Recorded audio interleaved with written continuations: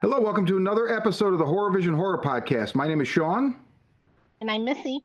and joining us today, the driving force behind the movie ZombieCON Volume 1. So, Kyle Valle and Erin Áine. Guys, welcome. Thanks for doing the show. Thank you so Hey, much. thank for you so having much us. for having us. Appreciate Of it. course, of course. Kyle, we briefly interacted a couple months ago on the Dread broadcast. So, people, I'll put up a link right here. People can check that out. Dread broadcast is awesome. It was a good episode. But at that time, like I was just saying to you before we rolled, I had not really had a chance to watch the screener that went around that group because I had just come back from out of town. So I have now watched the film twice. I purchased it. It's in my digital library. I will eventually buy a hard copy because I don't trust the digital library thing. I shared it with Missy, who also bought a copy. We both just have fresh watches, and I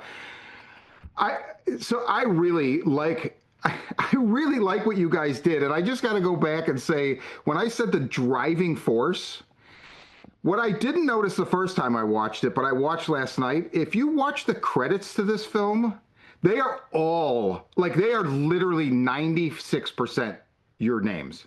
Mostly Kyle, but I will take that. I mean, holy cow. I was absolutely blown away. And there were other people involved for sure. I don't want to, misspeak or give the impression that you didn't have a support team. But my God, and even to the point where I was like, I assumed the animes that they were watching at one point were like animes that existed. I saw that, the Toe and Dragon Samurai. So we're all you. Like those credits were entirely you. I'm like, oh my God, this is like, this man is a force to be reckoned with. Oh, victim of a tiny budget, that's for sure. Big ambitions. You make it work so well. And okay, so I have a bunch of questions. I'm sure Missy has questions. First, just start off talking. So talk about this movie and how it started. I know there's like a short that always also exists from like maybe 10 years ago. Just talk about this from like idea to now. Okay, so the short that I believe you're referencing is like the 2018 IMDb posting. That's actually not a short. That's actually the first time we showed the film. So just to give you a scope on how long this thing took to put together, and this kind of goes back to the credits, comment. Because Erin and I were doing a large amount of the post-production ourselves, and I'd have to also throw in Manny Luke alongside us because, for at least half the time in post-production, he was doing VFX before life kind of derailed him and he had to get other responsibilities. And we were left kind of holding the bag. Basically, we had shot the film in 2016, had high ambitions and high aspirations of it being a wild success at a con or a film festival. And by we, I really mean me, because I was a little bit more optimistic and Erin was a little more realistic.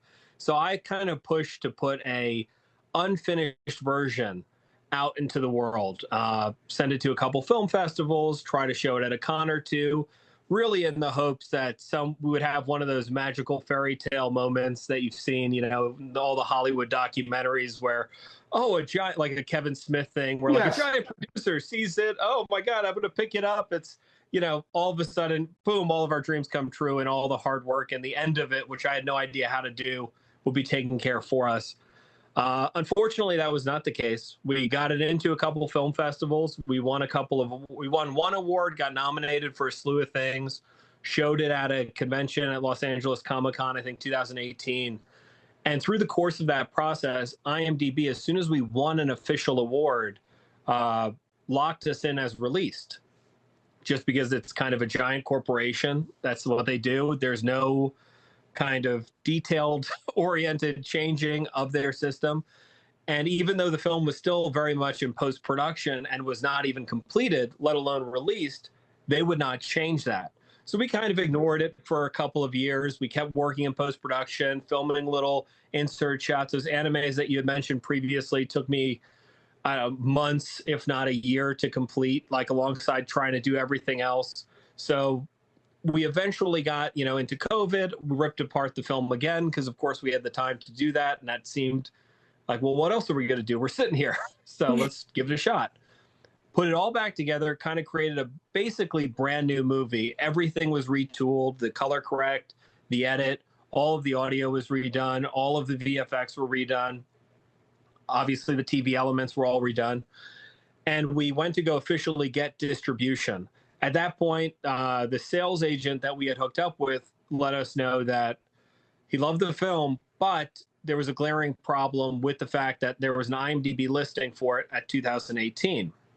And that was going to be an almost impossible kind of chasm to cross in regards to getting a distributor interested in the film. So we tossed around a couple of ideas. I probably sent 500 emails to the poor people over at IMDb who were, I'm citing all of their legalese and kind of backtracking on it. And they eventually had like an upper level manager person email me directly and was like, we're never going to change it. Stop trying. Oh my, wow. Thank you. So our sales agent recommended that maybe we think about changing the name. Now, we didn't want to do that. Obviously, we had T-shirts made, and we had been promoting this film for years as something that was going to come into the world. But while we were kind of working through the problem, Erin and I were looking at a stack of scripts that I had already completed for volume 2, 3, 4, 5. And I think Erin suggested, she was like, why don't we just call it ZombieCON Volume 1? It's the first volume. They got all the other volumes right there. I'm like, I think that's great. And long story short, that's how it ended up being retitled. And we got a new IMDb listing. We got into the Kevin Smith Smodcastle Film Festival. And that's where it had its official kind of like debut, prior to release. And IMDb saw that as valid. They were like, okay, fair enough. That's a new movie now. You guys are in. So that is insane. That's just insane. The battles you never think that you'll fight in life, Yeah, my God. Wow. So, and Erin, there's 4 main characters, right? We've got Rocket, played by Manny Luke, Punky, played by Punky Johnson, Christian Casillas is Javi, and then you are Claire, Erin. Are you guys friends in real life? Did you know them before you filmed this? We are very good friends in real life. Oh, okay. yeah. It totally translates. It does. Kyle and Punky actually they met first between all of us. They were roommates way back in like 2011 or something crazy like that in Los Angeles. And then Kyle and Punky and Christian met at the same acting class that Kyle and Punky met shortly after. And they'd been friends and working together. Kyle and I started dating in 2013 and started our production company shortly thereafter. And then Manny Luke came into the picture in 2015 as an intern originally for Big Squid Productions and shortly became a partner in the company once he jumped in with 2 feet and is just an awesome human being. But we all were friends and had filmed a lot of things together as well. So we had that natural, conversation, camaraderie, trust in each other, all of it. Yeah. Yeah, I don't know why they trusted me, but they did. It absolutely carries over, and they feel like real people and like real friends. And I think your movie has so much heart. I had so much fun watching it yesterday. And I even have a friend that I want to show this to who's not into horror, but she's a cosplayer, and I think she's going to love it. Oh, awesome. That's awesome. So great to hear. Thank you so much. Oh, absolutely.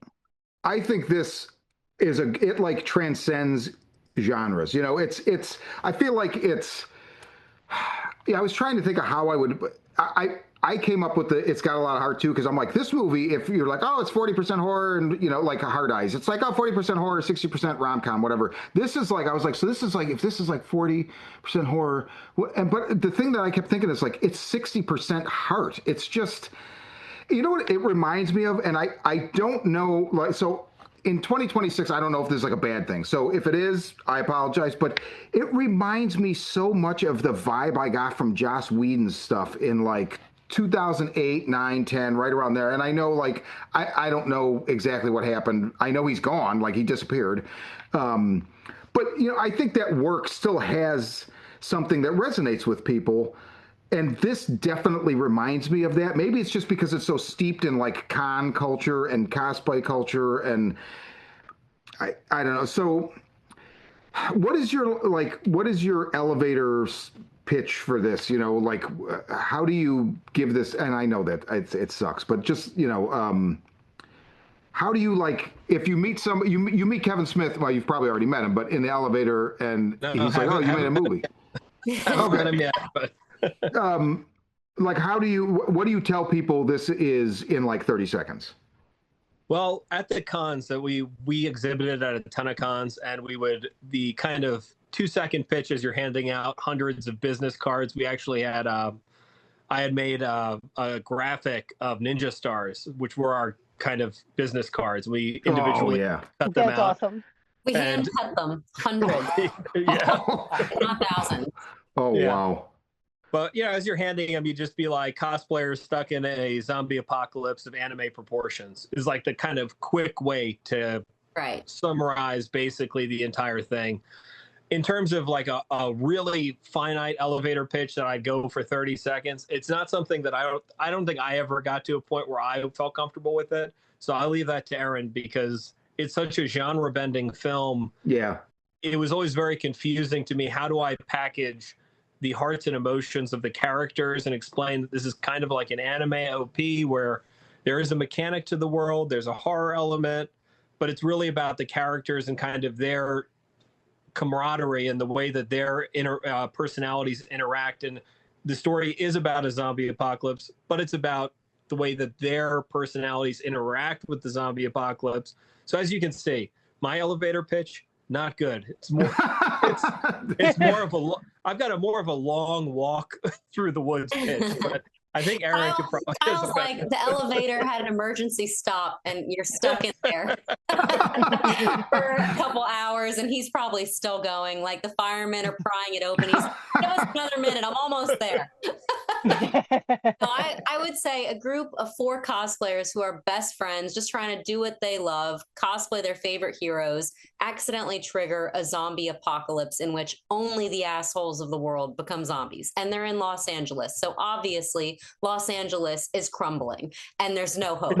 But they have a loved one that they need to save. And so they have to make the decision, well, do we hunker down or do we grab our collectible katanas, grab the cosplay armor and costumes, that we have in our house and supplies, and head out in Los Angeles and go try and become the heroes, basically, that we take inspiration from to save the one we love. And so, yes, it's a horror. Yes, it's a comedy, but it's really just about these 4 friends undergoing something super crazy, but in a really realistic way, how you feel like it would go down if it really did happen.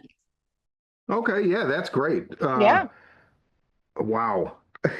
Maybe not 30 seconds, maybe more like a minute. It's close. It's We're close. I can't, as soon as I asked it in my head, I'm like, I always have trouble with that shit too. So I'm like, why are you asking? But it's also something some people have primed and they're waiting for you to ask it. So you never know, Yeah. Because if you get a good 30-second pitch, I feel like you want to flex that, right? Because it's hard to do, especially for a movie that's, I mean, if you made a psychological thriller, I like psychological thrillers, some better than others, obviously, but like I think that's a little bit easier because it's a psychological thriller, right? But when this is like Kyle, you said, genre bending, and I don't know a lot about anime, so I've seen, years ago I saw like Neon Genesis Evangelion and a couple others. I love Cowboy Bebop is like one of my favorite things of all time, but I also feel like it's not actually anime. I think it is exactly what it purports to be, which is the work that transcends the genre. And there's like some other stuff that I like, but I'm not super familiar with it, like all the tropes. But this feels like the dude that gives them the stone. It's so like it happens and then it just happened, and I feel like if you're waiting for that to come back around, as far as who was this dude. It doesn't, and so he becomes kind of this like half-man character, but also like I feel like that's very anime, and I feel like there's a mechanics here that I recognize, even though I'm not that familiar with anime as a genre, because it's not sci-fi. You know what I mean? Like this doesn't feel like, I feel like that's too dismissive to call your movie sci-fi. Well, and the thing about the guy, our homeless man, I think he's titled in the credits, who gives the stone to Claire. that character and the mechanic of the stone itself, and this is kind of an anime trope, but also kind of a film franchise trope. And I think that we kind of see that a lot in like the more recent years with like the Marvel kind of Infinity Stones actually be a very good example. There is a larger world mechanic that's built in to that concept. It's not just a one-off gimmick to let us get to the fact that, oh, you know, they found a stone, now all the assholes are zombies. There is a much more baked in element to that. But just like in, and I again base this off of anime, thinking like devil fruits from One Piece, which you guys may not be familiar with.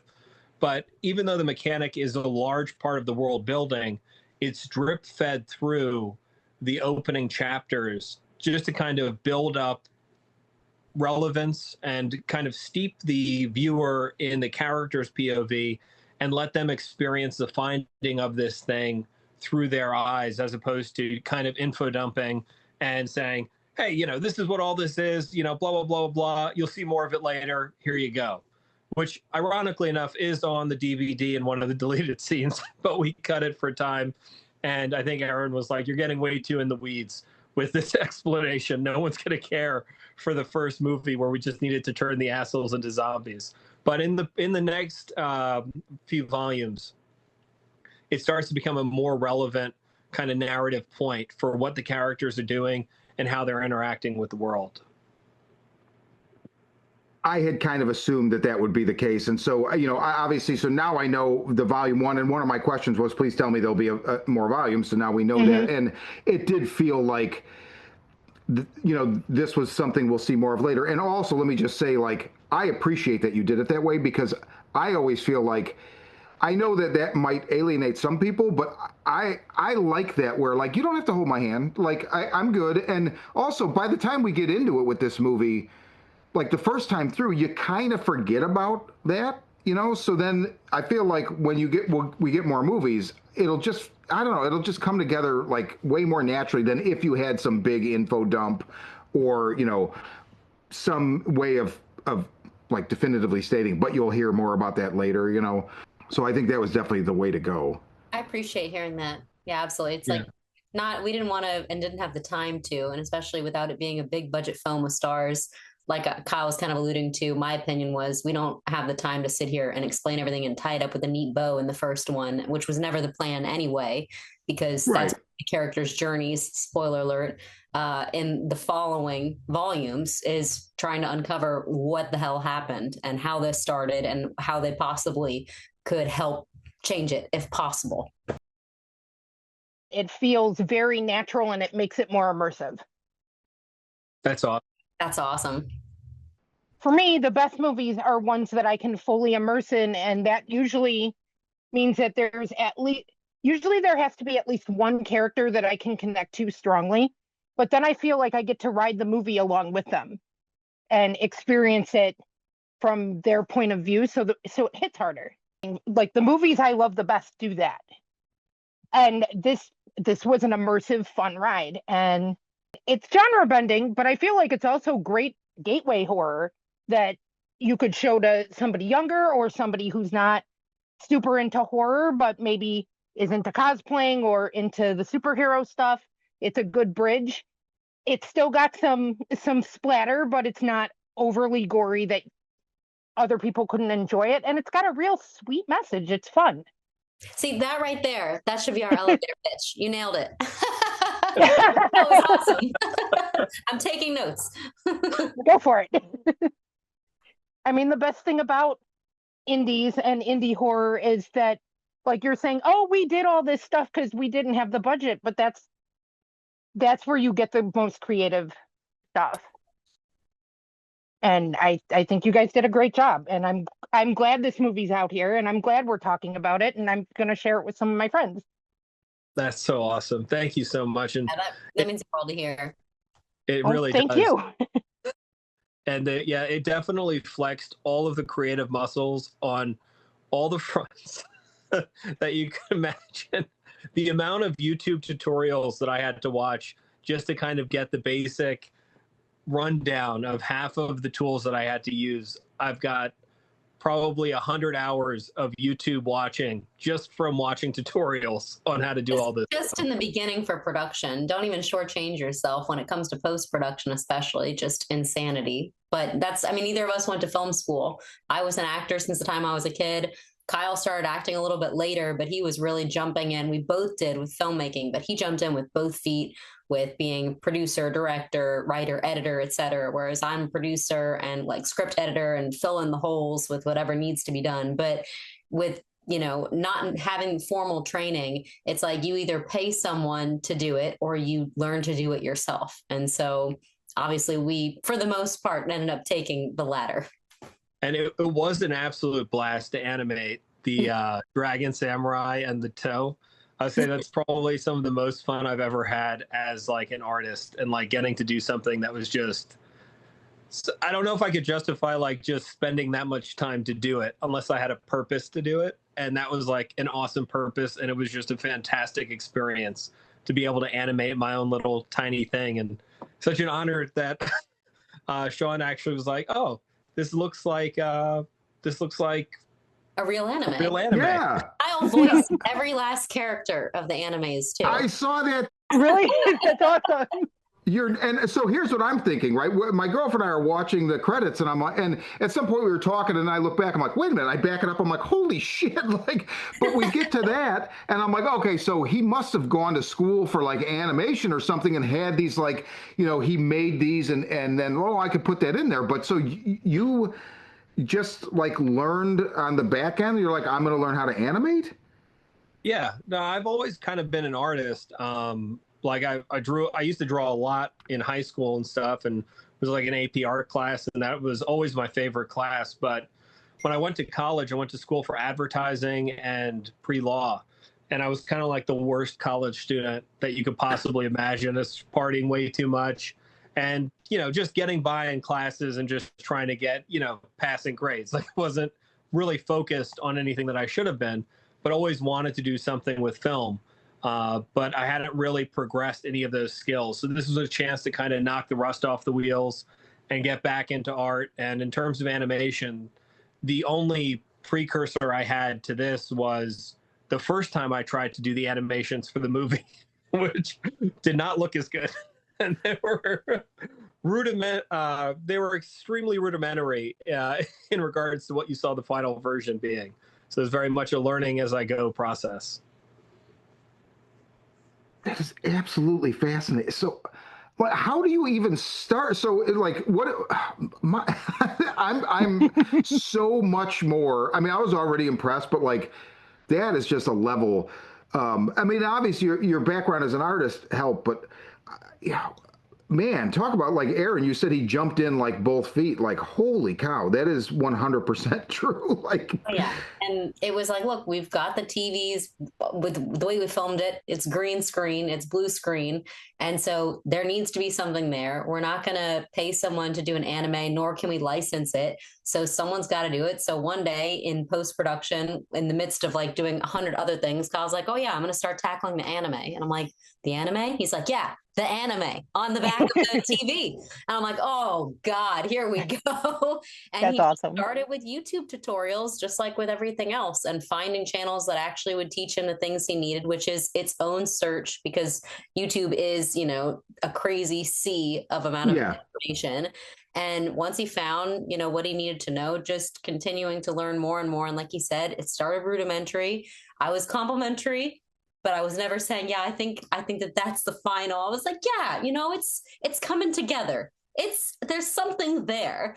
And it just kept getting better until, you know, it is what you see on the TV. And it just like with everything with this movie, it was one step at a time, painfully learning, getting better, maybe a little bit of despair, and then you learn more, and then you kind of get over the hump and the curve of, holy shit, this is so much information I'm trying to process, and it ends up looking actually really good. But it's one step at a time. My God, what program did you use? So for that, I did all the animation on an iPad. I did everything by freehand, but first took it onto the iPad, retraced my lines, just because I used to be better with a pencil. Now I'm better at animating on the actual iPad with the iPencil. And once I had all of my characters, imported all of those elements into Adobe After Effects, and then layered in, backgrounds, foregrounds, basically the entire animation set, and then augmented it with just a little bit of digital smoke or light effects, and was able to light the scene inside. Used a lot of the 3D shaders inside After Effects, so you could basically give the character a little bit of a drop shadow or wrap a little light to match the artificial optical flares that I was adding to the scene, to the side of the face. And then in terms of the animation process, that was just taking all of those pieces that I'd animated, because I broke the characters down. I tried to use very simple, basically, animation styles. If you watch anime, right, there is a lot of fluidity to their movement, but there's also a lot of scenes where the characters are more static, and it's there are small movements that obviously let you see that things are moving apart from the mouth, right? To stick to that, apart from one or two little things that I tried to use very specifically to emulate fluidity of movement as much as possible.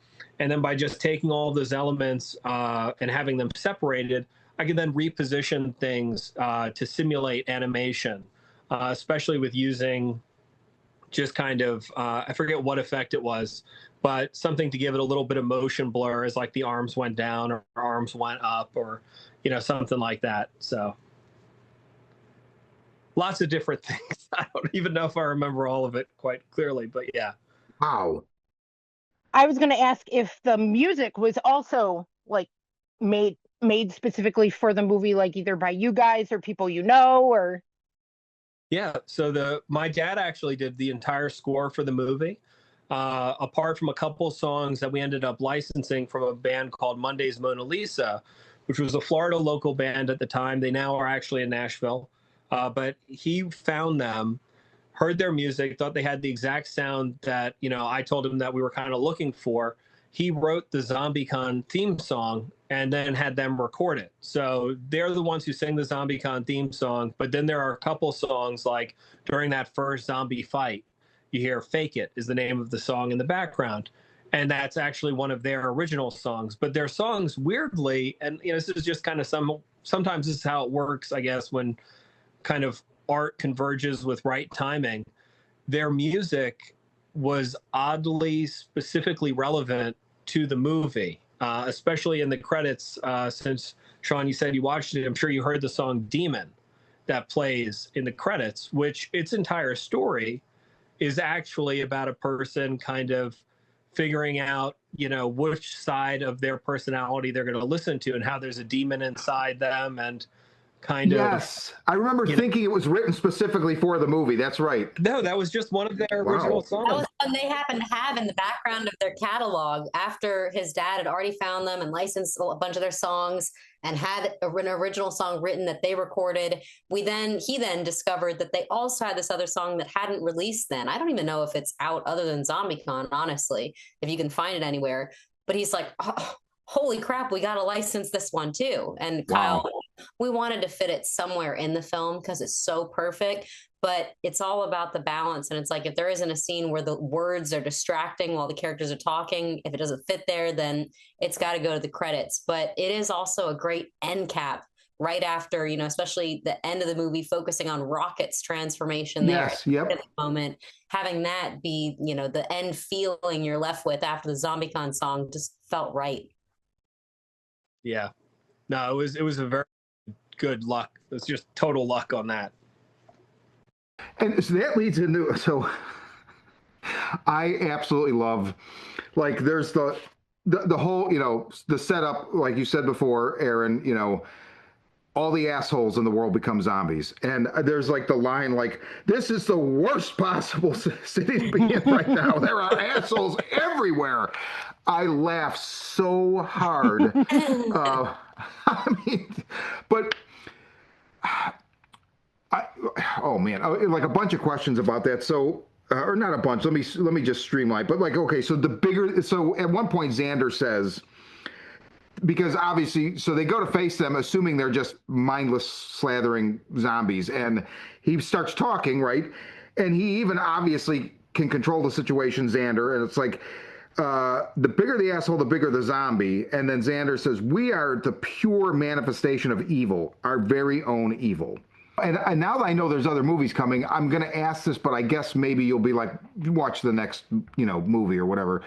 But is there a cure, for lack of a better way to say it?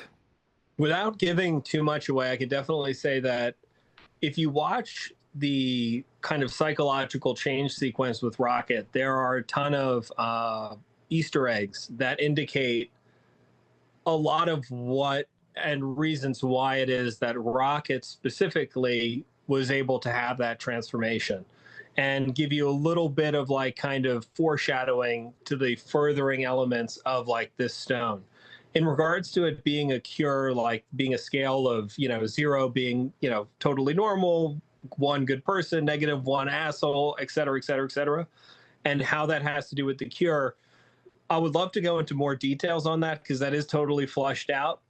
But that's also something our characters have no idea how it works. And a big part of the second volume and third volume is, and I can say this, and this might give you an answer, maybe not, maybe intrigue you some more, is that Mama Bear is still a zombie.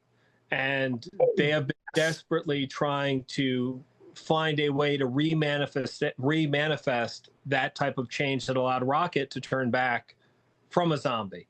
So that's something that our characters are actually struggling with and trying to solve, and has caused a lot of fallout within the group itself because of obviously the dangers of having a zombie kind of in your crew who is acting like a zombie and trying to kill you. So, and yeah. The second one, you'll definitely see more division. I mean, of course, we should start with saying the second one does take place after a certain time gap. Maybe it's 8 years, maybe it's 10 years. Yeah. And so obviously a lot has changed, and without giving too much away, just our characters are divided within the group about what they're going to do about Mama Bear. And it's interesting to watch the group that, they had sort of like waxing and waning, being frustrated with Rocket, but they were a pretty solid crew throughout the first one. And now there's this like really, really deep rift between them while they're still working together. And of course, better friends than ever. There's a really big rift within the group caused by this. So it's further deepening of the characters and their journeys, which I love playing complex characters. So this is just super exciting. Imagine going into the second one. I was listening to you say that. I'm like, the first thing that popped in my head is like this, without even having read it or seen it, but I'm like, this is good writing because this is complex. And like, I love those relationships where it's like, we're still friends, but there's a rift. It's not, just, I hate you, I'm not going to talk to you. It's like, I don't know that, because that's the real world, right? It's like, I mean, you can be friends with somebody and love them, but also like, oh my God, this is such a big point of contention that it affects that relationship on some level. Broken, and it's right there under the surface always, and it's not able to be easily fixed or resolved. And exactly, there's that always. And the tension of the environment has also been raised to 11 because, well, they are in anyway, I don't want to get too, I'll give you, the elevator will be broken with me again, but basically the environment, as you can imagine, is also raised a level up as the world has totally descended into basically the hell of a zombie incursion. And we're also kind of trying to cobble together the limited resources of this perceived dystopian future in order to allow the characters to have some semblance of like regular life, and just the challenge of getting clean water and electricity and fuel, and everything is just more complicated. And with each one of those complications, it creates more stress on our characters and their surrounding environment and the people that they've kind of joined up with. And this is just the kind of hidden zombie is just an added, bonus thing to deal with in this. It makes ZombieCon Vol 1 look like not paradise and not child's play, but an easier roller coaster ride, almost like one that you could go on like as a kid. And now you're thrust into this like horrific, scary mix between like I don't know, an extreme roller coaster where you're going way, way, way, I'm going to be dropped and then spun in circles and everything. And there's a height requirement. There's probably an age requirement. I think the easier way to describe it, it's like if you go back to watch the Mad Max series, right?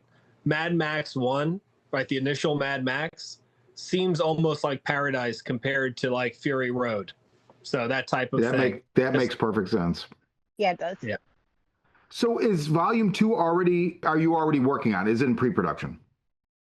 So we were initially planning to kind of hit the ground in 2026 running on pre-production, but we had a couple other opportunities kind of just come up since we've been promoting ZombieCon, and maybe Erin can speak more to this. But I'm actually in the middle of post-production on one of said opportunities right now. So oh, nice. It is like on hold in pre-production currently, and hopefully we'll get into real pre-production on it as soon as we get these other things kind of nailed down. So maybe in the next couple months, optimistically, which probably means by the end of the year. Okay. And just to speak further what Kyle's talking about, and hopefully we'll be invited back when this comes out and be able to chat about it with you guys if you're interested. Yeah, you will. Oh, yeah.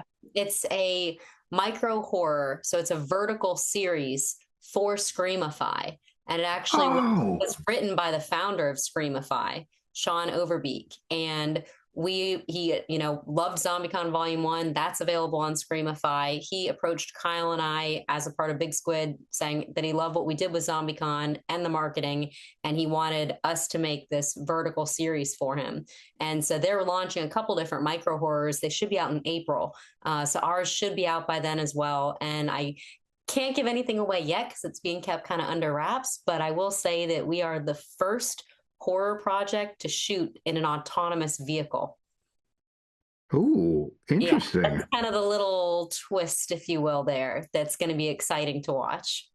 Oh, I'm super interested. And Screamify, for any, I know Screamify is like a fairly newer horror streaming app, similar to Shudder or Screambox, right? Exactly. And I feel like they have a really, I believe after we had a gentleman named Grant on here, Resnick, a couple months ago, and he mentioned it. And I looked in, I might have even subbed to it and forgotten, because I feel like it's super reasonable what they're, because it's like you're kind of getting in on the ground floor, right?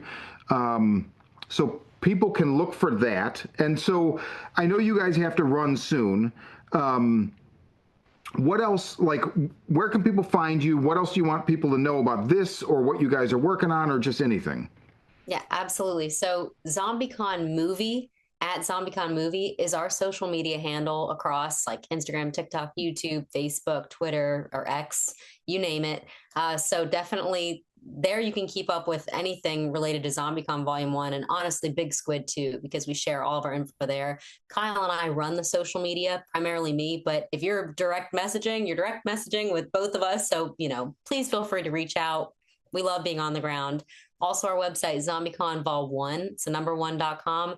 We have links because ZombieCon Volume 1, of course, it's available, like you guys found it digitally, and soon it'll be available in more international territories, which is exciting. But we also have a DVD. We also have a making of book. We've got some merch. There's like a whole smorgasbord of stuff as well. And so that's all the links, all the info are on ZombieConVolume1.com. And like I just mentioned with Screamify, we're super pumped about this vertical series that should be releasing in April. We're also then going to jump back into post-production on our second feature film for our production company, which we shot at the beginning of last year and had to put on pause because ZombieCon Volume 1 took over, and then this Screamify project. But we have another feature film that should be coming out this year as well. Oh, nice. It's Watching, and it's about a frustrated filmmaker. It's a horror film.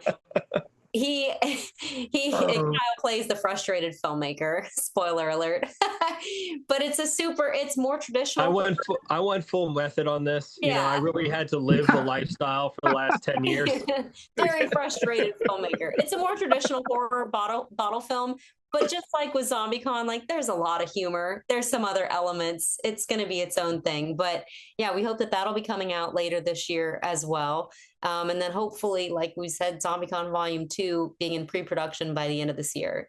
Hope we do have a couple other opportunities that we can't really speak to now that are also in the works, in the mix, that might be jumping in as well. So right now we're just counting our lucky stars and blessings and hoping that things keep going great.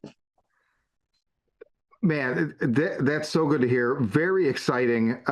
So everybody listening to this, so check out the movie ZombieCon Volume 1, and also follow you guys on socials. And I just feel like that's exciting. Like you've got a parade of stuff coming this year even. So I'm very, very excited. And when you do, we will have you back for the Scream Fight thing. When you can talk about it, one of you send me something, and then I'll mention it on the show and on our socials and stuff like that. Will do. Awesome. Thank you. But thank you so much for coming on, Kyle, Erin, and just the best of luck to you both. The best of luck to ZombieCon Volume 1, and can't wait to have you back. Thank you both so much. Really appreciate it. Sean and Missy, it's been an absolute pleasure. I love how you guys asked like really interesting questions too. It was fun. I had so many more questions. And I'm sure Missy did too, but it also I got stuck on the animation thing. I was so blown away. I'm like, I have to pick his brain more about this. It's just absolutely floored me. So that was awesome. Yeah. That was an awesome piece of information. But yeah, thanks for joining us. It was a lot of fun. Thank you both so very much. This is awesome. That's ZombieCon Volume 1. Kyle and Erin. This is the Horror Vision. I'm Sean. And I'm Missy.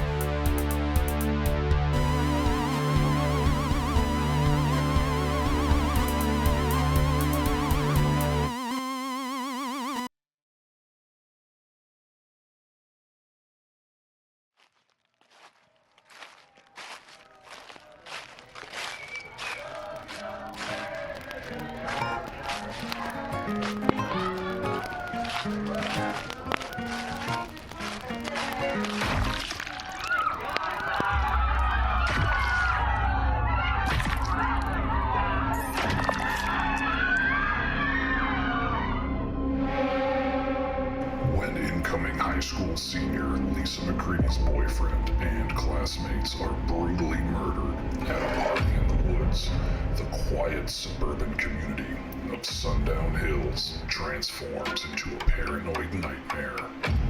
Betrayal, corruption, and dark family secrets push Lisa dead center into a burgeoning class war where rival millionaires plot to steal the town's future between reliance on big oil and the incoming age of legalized weed, electric cars, and social conscience. As she struggles for answers, the killings continue, and Lisa finds the world cheating is little more than a lie to placate the masses and keep a satanic 1% in power. From the demented mind of Sean C. Baker, author of Murder Virus, A Collection of Desires, and Volume 4, comes Black Gloves and Broken Hearts, Teenage Giallo Mystery, available now.